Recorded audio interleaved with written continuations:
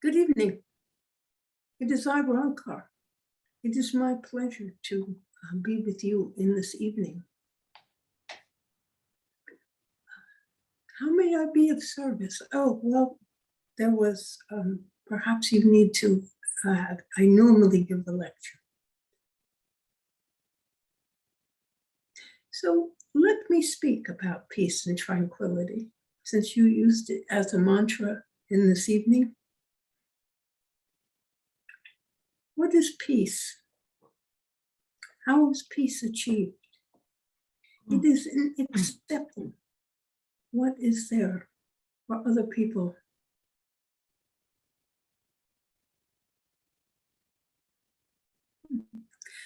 One moment, please.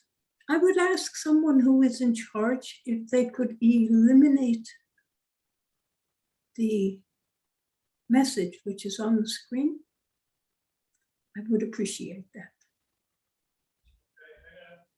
And so let us speak of peace again. How do you obtain peace?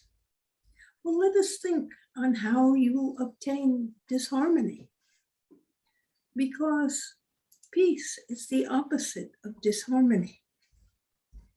And disharmony or unhappiness, these things are achieved by making judgments in your own mind, which says this action is terrible, this situation is terrible, and it causes more difficulty for you, not for the other people whom you are censoring, but for you yourself, because that judgment causes you unrest and disharmony. When you can accept whatever is as assuming that it is the way it is supposed to be, then you can accept peace and harmony into your life. For if God creates, and God creates well, everything that happens is for a particular progress, a particular point in time. And sometimes it is necessary for things to happen which do not seem the most beneficial in order to bring about a greater good, to create more understanding among peoples.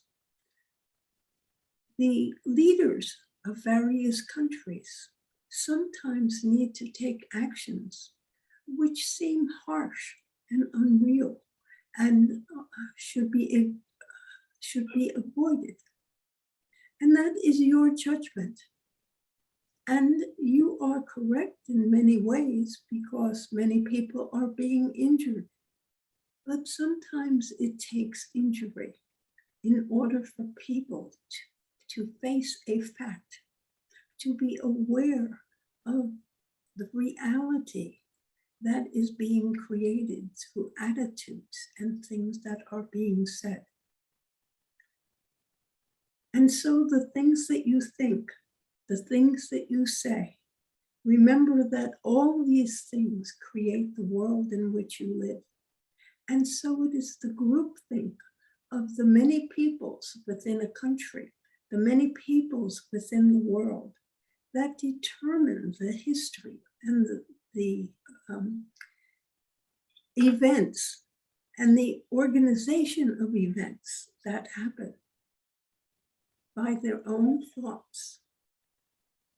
And so while most of you think of peaceable things, there are people who hold grudges, think bad thoughts about other people, feel that other people are responsible for unhappiness or problems in the world, resent these people.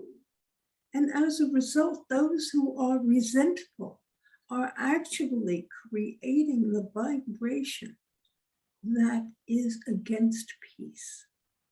And so I ask you all to think peaceful thoughts. Whatever is happening, send love. Send love to the Ukrainians. Send love to the Russians. Send love to the soldiers. send love to all the leaders of those countries, that they take the right actions and make the right decisions, which bring about what is best for most of the people of these countries, that they understand one another, and they take that understanding into their thoughts and their actions and decide to do things that restore peace into the hearts of the men and women in all countries. And so send love, send peace, send blessings, so that all may enjoy peace and happiness, harmony and joy. And so, are there any questions in this evening?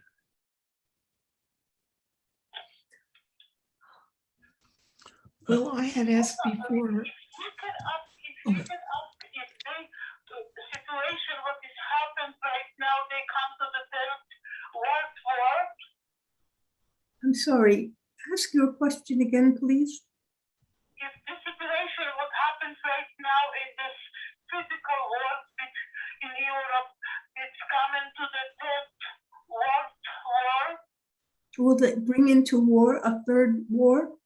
Yes. That is the I would question. ask the same. And both of you are asking the same question. Well, it seems that it is coming dangerously close. I do not believe that there will actually be a third war. Oh, thanks God. That they will bring things to the brink in order to make demands. And there will be some actions taken by the countries that are aligned with the United States. And these will actually stop the progression of hostilities, because every country is going to be harmed by what is happening. And while it seems that the Russians are threatening, and they certainly are, they also have spoken about their desires and their needs in order to retreat. And they wish these needs to be considered. And there will come a time when the NATO countries will realize that giving them what they want actually ensures the good of all of Europe and Russia, as well as all the countries in Europe, all the NATO nations. And so a reasonable head, so to speak, will make reasonable decisions, and reasonable decisions will be made. And the Russians will leave Ukraine.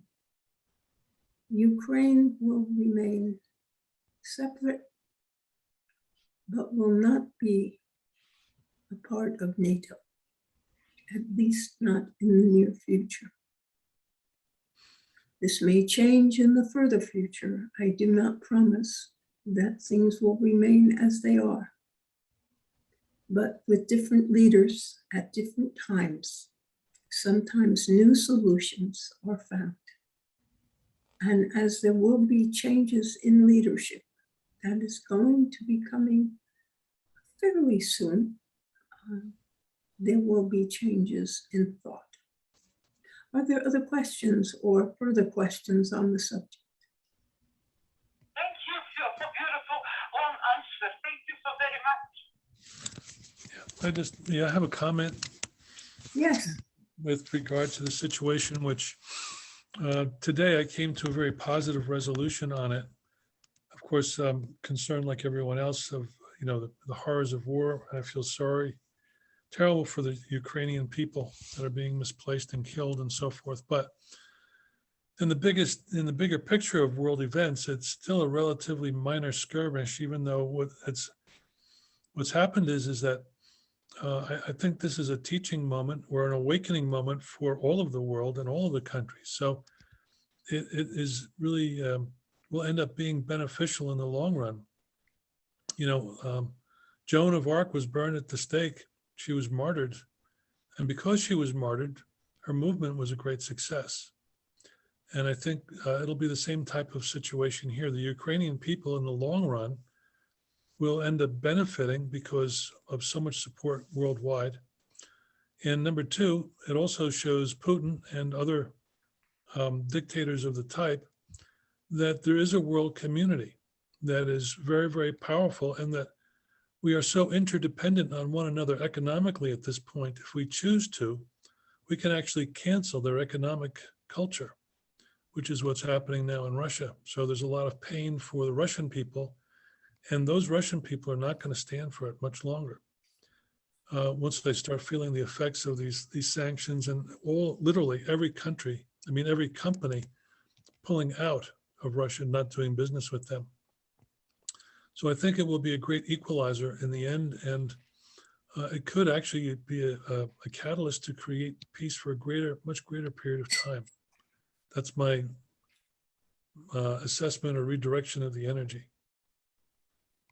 And I then don't hear what they're talking. you could not hear him talking? No, I don't hear what they speak.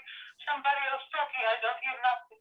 Yes, I'm sorry. The voice was not very loud.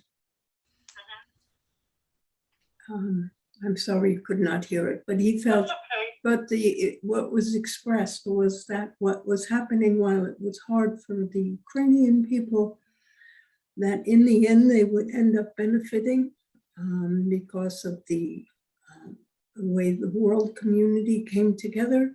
Russia will probably experience much hardships, and the Russian people may demand that changes be made. And that can also add, and that will be helpful for establishing world peace, because they recognize that all the countries are interdependent upon one another. We have a wrong leaders in this country. In America, we have wrong leaders. In Russia also. In Ukraine also. It's wrong leaders. It will be thus. Wrong leaders. When the leaders will be good president in this country, we never will be have a war. Yes, when we have good world leaders, we would never have a war. That is true. Are there any more questions?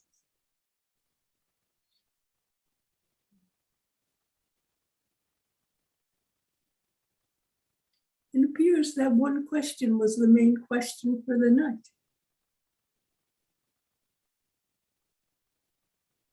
Are there any more questions? Yes. Well, the other question is China. Part of the lesson here is that China is now observing what happens to a country that exhibits bad behavior, so to speak, and they have their eyes on Taiwan, obviously. Do you think that this will be a teaching moment for China, or are they so isolated in their thinking that it might inspire them to go after Taiwan? So his question involves China.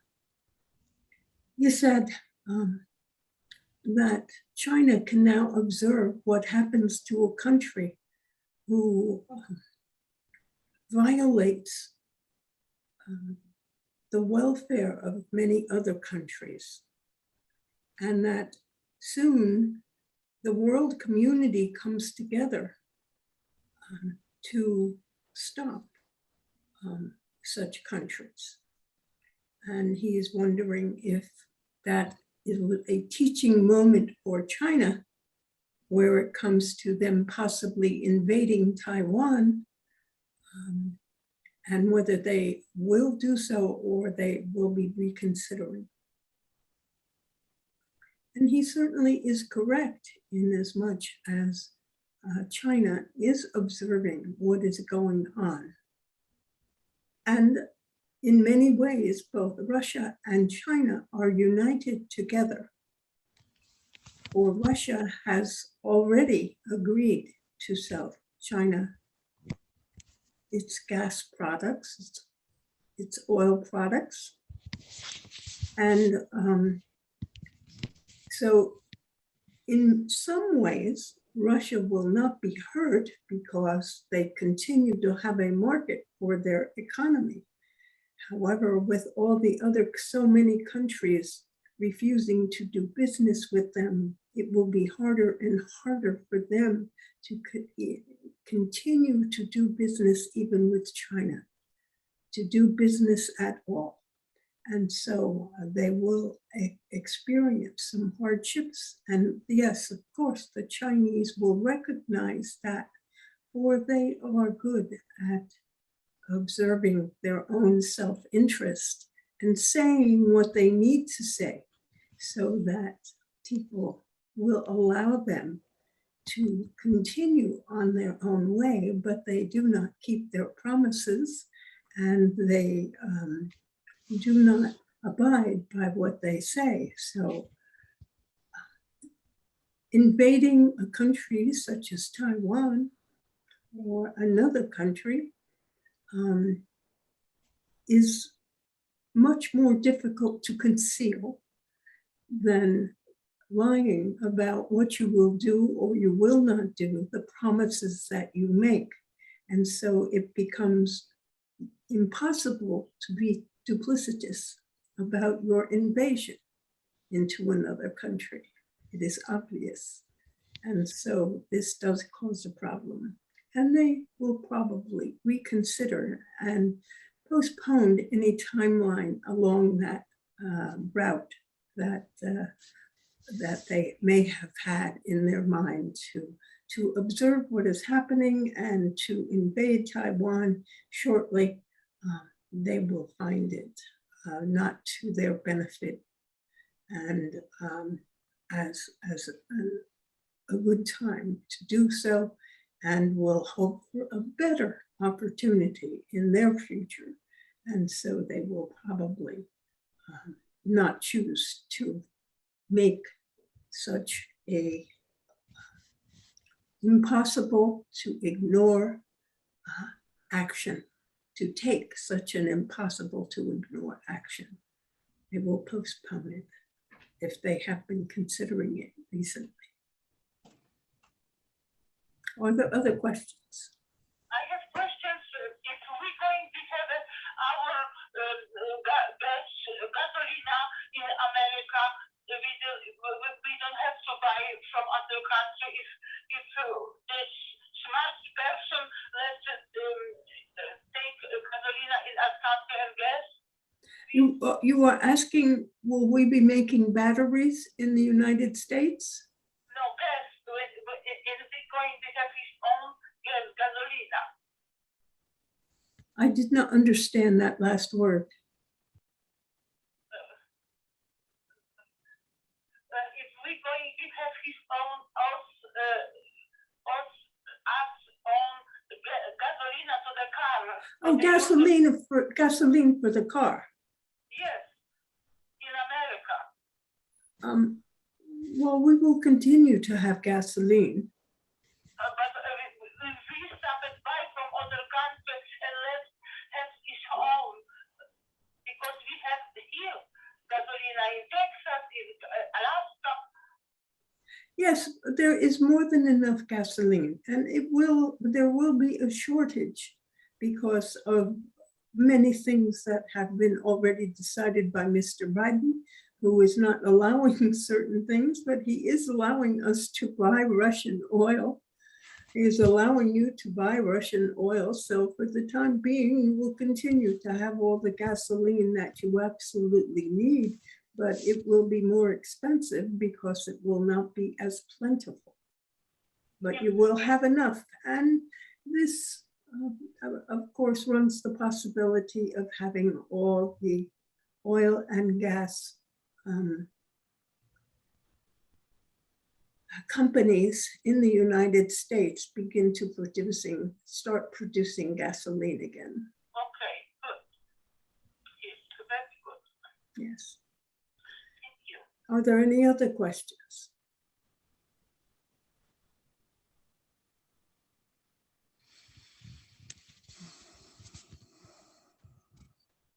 Then it seems to me there are no other questions, since there are not very many people on this evening. And so I give you all my blessings. Good night. Good night, thank you. I'm sorry, I have no questions. I am back. Okay. Well, I guess that's it for the evening. Any questions for me? I want to say I love you. Yes. Julia says, I love you. And I love you love too. you. Remember, I love you all. Good night. I love you too. Thank you. Good night. Okay. Well, a short evening, but it seems there was only one topic that anyone wanted to speak, and that had to do with the Ukraine-Russian situation. And thanks for the questions. I thought the answers were very interesting and very hopeful. So, Yes. That's very